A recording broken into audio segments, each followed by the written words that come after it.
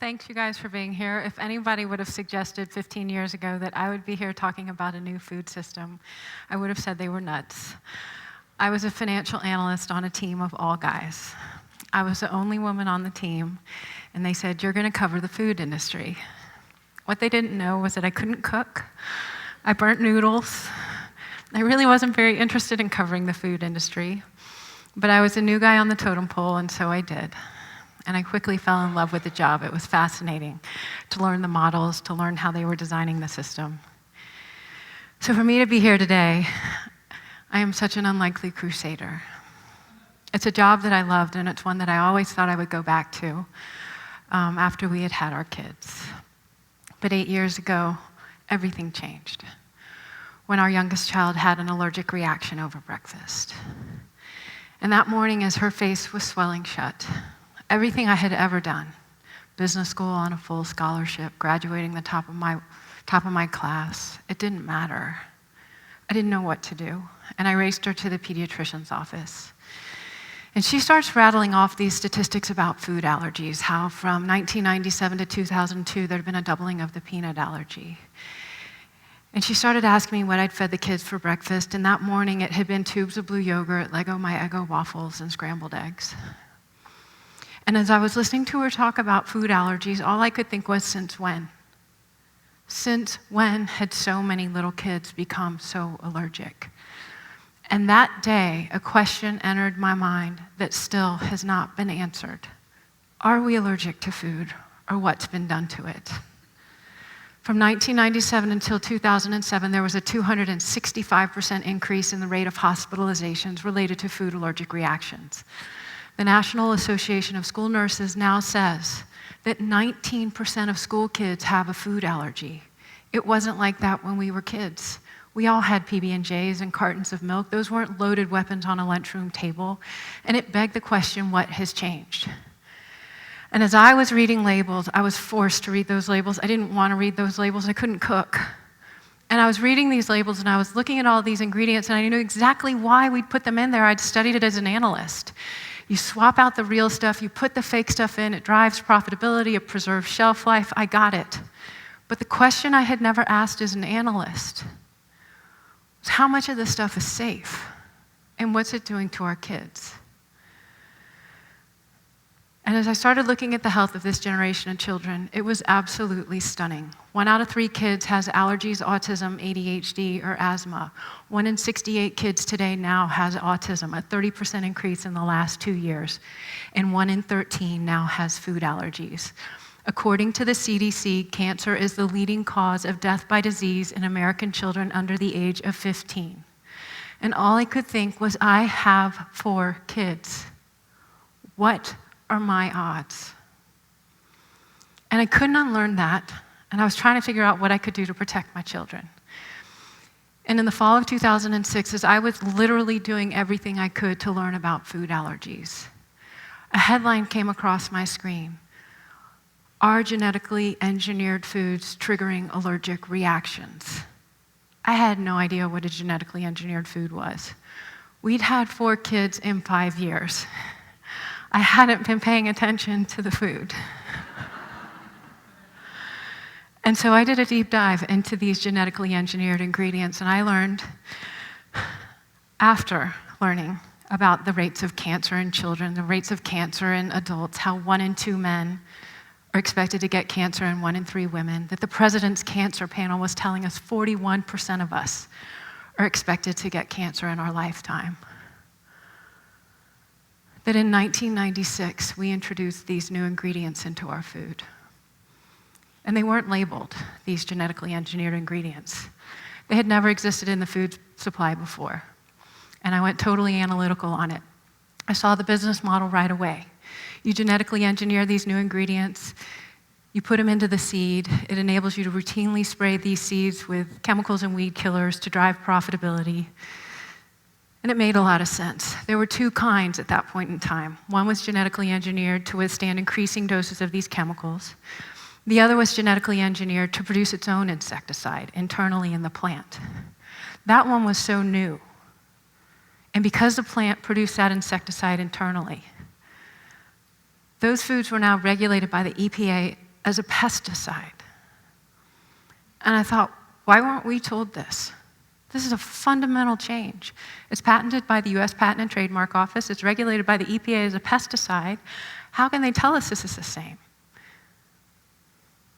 And as I looked at the business model, sure enough, it drove the sale of the chemicals being applied to the crops.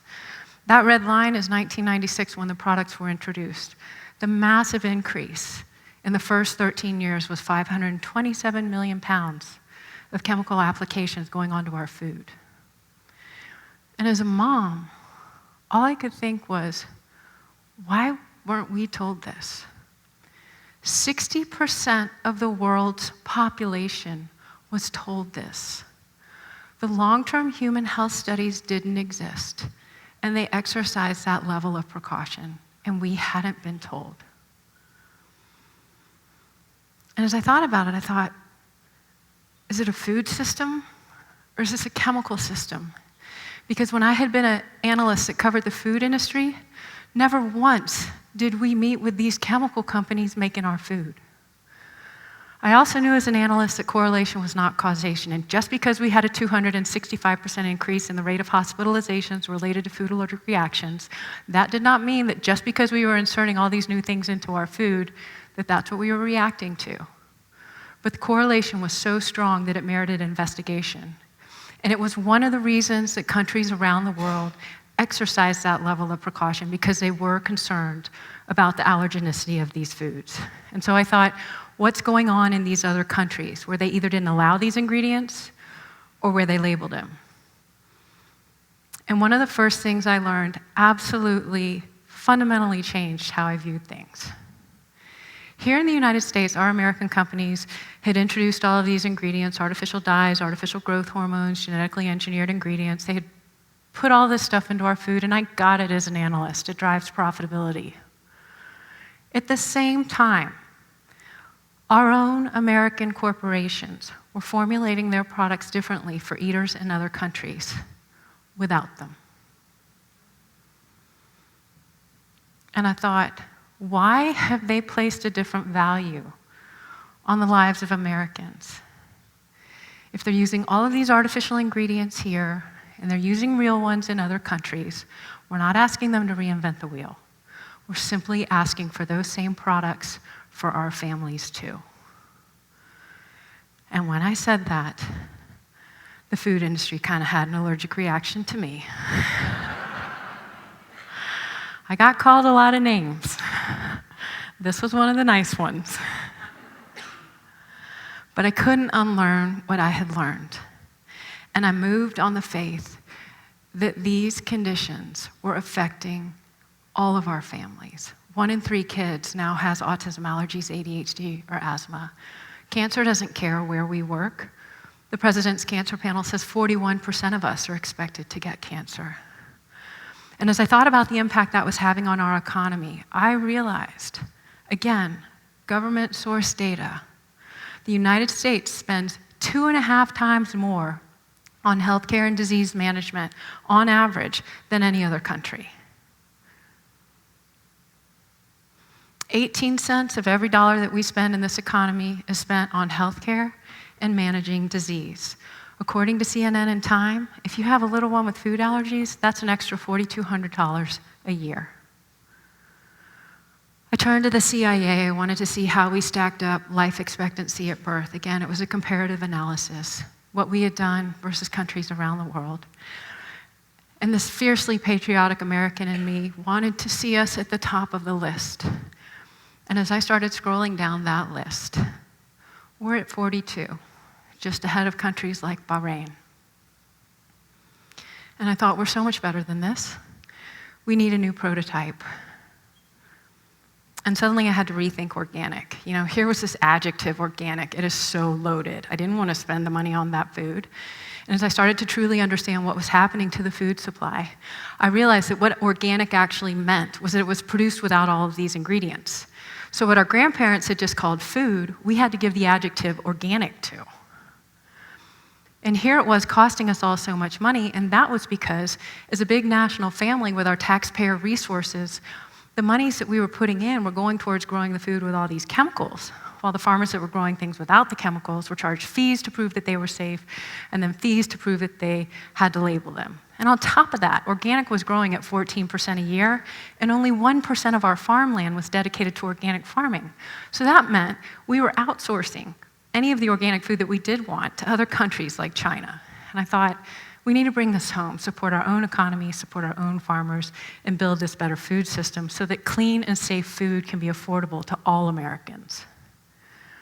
Thankfully, venture capital firms, private equity firms have stepped up, and they've started investing in clean food, they've started investing in farmland.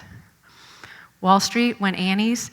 They make mac and cheese without the junk. They did their IPO in March of 2012. It had the biggest opening day gain of any IPO in almost a year, which meant that of all the technology, all of it, that Wall Street saw that year, they got the most excited over a bowl of mac and cheese that didn't have any junk in it. It was obvious we needed a new operating system for all of us. This isn't lifestyle, the rich and famous. Clean and safe food should be affordable to all Americans. And thankfully, certain companies are hearing us, they recognize it, and they're listening. They know that none of us would have chosen these conditions. None of us would have chosen these conditions. Chipotle has started to dump the junk out of their food. Their share price is soaring. White Wave is another company. They recognize that as much as we all grew up on milk in our fridge, that's not the case anymore, so they've got all these different alternatives to milk. And Wall Street is responding. I think probably one of the most fascinating is to compare one of these chemical companies with a food company that's producing food without chemicals. And the one without chemicals is on top by a lot because they know that's where we're going.